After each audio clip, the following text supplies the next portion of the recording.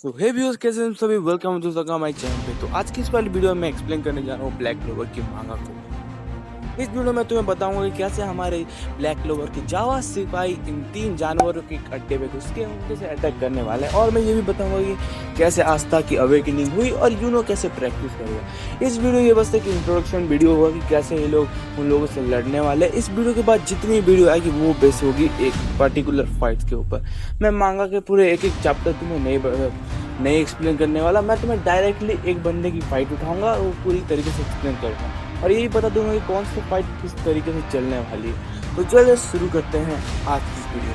Chapter की शुरुआत में हमें दिखाया जाता है कि जो नच होता है वो आस्था और लिम्बे के ऊपर एक टेल से हमला कर देता है, जिसे आस्था बहुत आसानी से डिफ्लेक्ट कर देता है।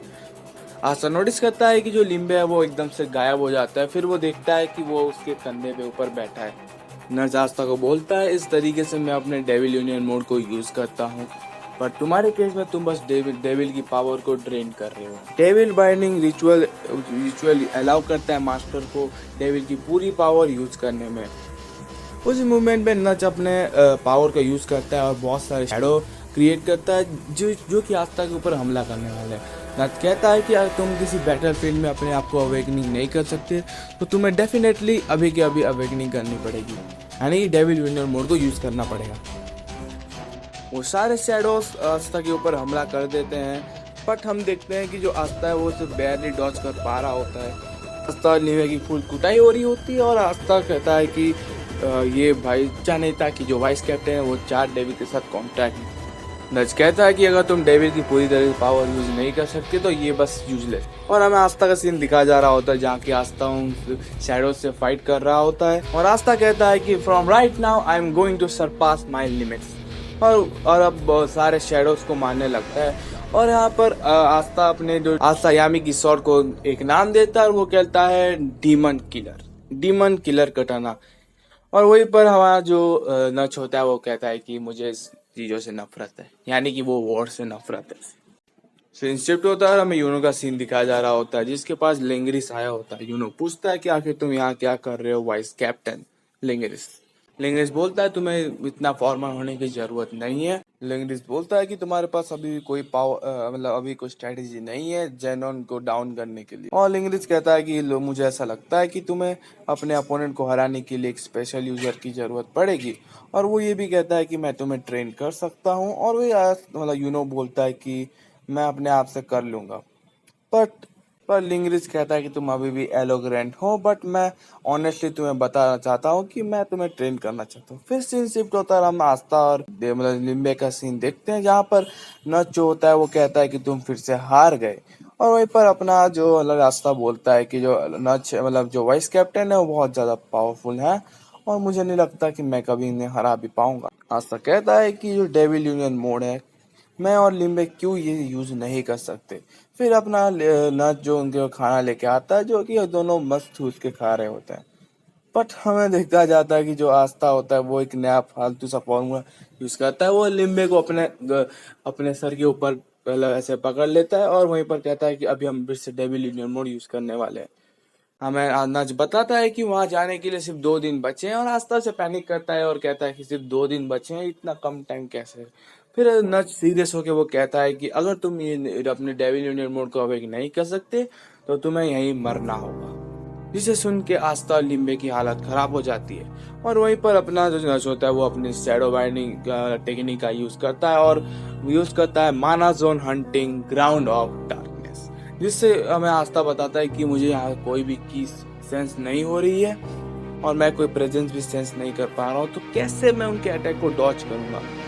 पर हमें दिखाया जाता है कि जो आस्था होता है वो पूरी तरीके से पिट रहा होता है और वो कहता है कि डार्कनेस से मैं कभी भी नहीं जी सकता और मैं यहाँ बस मरने वाला हूँ। लिम्बे कहता है हमें और भी ज्यादा पावर ऑब्टेन करना पड़ेगा और हमारे मेरे और आस्था का इमोशन को एक करना होगा। वहीं पर आस्था कहता है हम अभी भी गेम इंडियन मोड को क्यों ऑब्टेन नहीं कर पा रहे जबकि हम इतने एक्सट्रीम तक जा चुके हैं। और उसी तरीके से हमें मतलब उसी तरीके से एक स्पार्क दिखाई जा रही होती है डार्कनेस के अंदर, जिसे नच नोटिस करता है और वो देखता है कि अब जो देखता है कि जो फाइनली आस्था ने अपना डेविल मोड यूज कर दिया होता है। सीन शिफ्ट होता है और हमें जेनोन का सीन दिखाया जा रहा होता है, जो कि मोरियस के पास जाता है और वो कहता है कि मेरे ब्रदर यानी डेंटे का कंडीशन क्या है। तो मोरियस कहता है कि वो बहुत इजीली रिकवर कर रहा है और मैंने उसको कुछ ज़्यादा स्ट्रॉन्ग बना दिया है, अपने पास्ट लाइफ से कुछ ज़्यादा स्ट्रॉन्ग बन चुका है। हमें डेंटे का सीन दिखाया जा रहा होता है, जो कि मतलब वो जो जार के अंदर होता है, और वो कहता है कि मैं जब अपने आप को देखता हूँ तो मुझे एहसास होता है कि मैं उस किड को यानी कि आस्था को फिर से हराना चाहता हूँ। फिर डेंटे कहता है कि दिस लुक्स डेंजरस, वो अपने आप की कंडीशन को बोल रहा होता है। फिर हमें नच का सीन दिखाया जा रहा होता है, जहाँ पर आस्था और यूनो ने फाइनली डेविल यूनियन मोड को यूज कर लिया होता है, कुछ टाइम के लिए, ज़्यादा टाइम के लिए नहीं। और फिर अपना मतलब नच होता है, वो अपने डेविल यूनियन मोड को मतलब बंद करता है और वो कहता है कि मैं हार गया।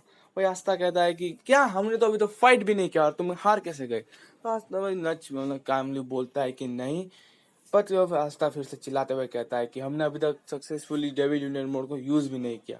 और वहीं पर अपना नच अपने कामली बोलता है कि ये तुम्हें बस थोड़ा सा ज़्यादा टाइम लेगा और तुम जल्दी सीख जाओगे।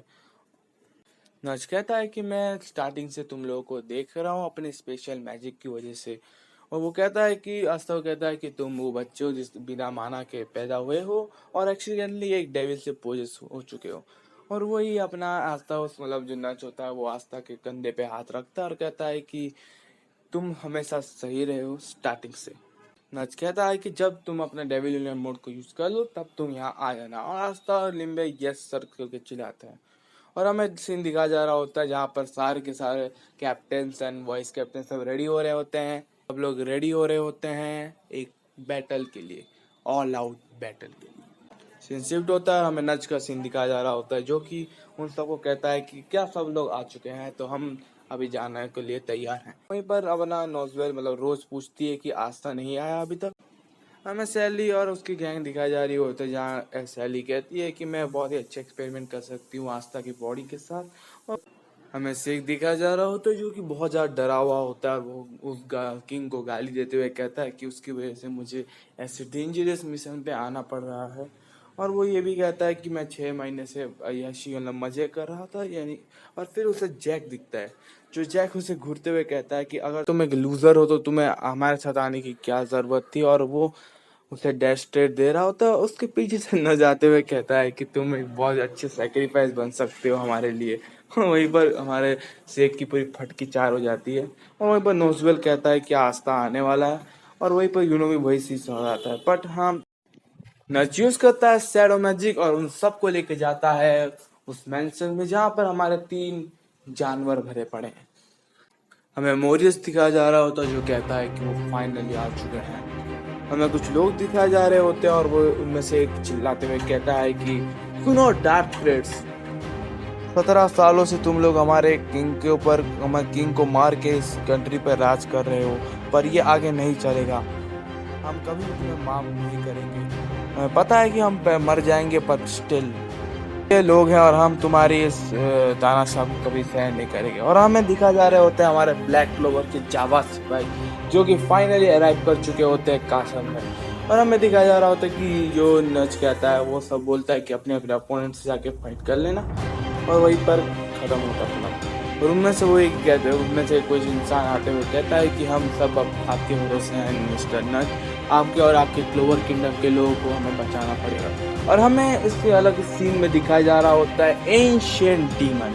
यस गाइस, एंशिएंट डीमन आ चुका है फिर से, जो कि लोगों के साथ अपने मतलब लोगों को अटैक करने वाला होता है। और वहीं पर हम सीन शिफ्ट होता है, हम देखते हैं जेनॉन को, जो कह रहा होता है कि तुम सारे के सारे इस स्पेड किंगडम मतलब डायमंड किंगडम के लोग हो ही नहीं सकते, तुम लोग इतने ज़्यादा कमज़ोर हो कि तुम्हें यहाँ एग्जिस्ट करना नहीं चाहिए। हमें एंशिएंट डीमन दिखाया जा रहा होता है, जो कि लोगों के ऊपर अटैक करने ही वाला होता है, बट एट दैट मोमेंट उसके समय हमारे मिस मैरियोना, जो कि उसके ऊपर एक जोर से मुक्का मारती है और कहती है कि अभी से और अभी से यानी कि इस टाइम से मैं इस एंशिएंट मॉन्स्टर को मार के रखूंगी। और ऐसा हमारा चैप्टर खत्म होता है। इस चैप्टर इसके बाद से सारे फाइट्स शुरू होने वाले हैं और मैं सारे एक एक करके फाइट्स कवर करूँगा। मैं सारे चैप्टर्स कवर नहीं करने वाला, मैं सिर्फ और सिर्फ। तो आज की वीडियो यहीं तक थी, वीडियो एक खत्म होती है। Thank you for the watching and hope you can enjoy it. अगर तुम्हें ऐसे करके कंटेंट चाहिए और आगे की जो स्टोरी तुम्हें जाननी है तो जरूर जरूर सब्सक्राइब कर देना और लाइक कर देना। मिलते हैं तुम्हें नेक्स्ट वीडियो में, तब तक के लिए बाय बाय।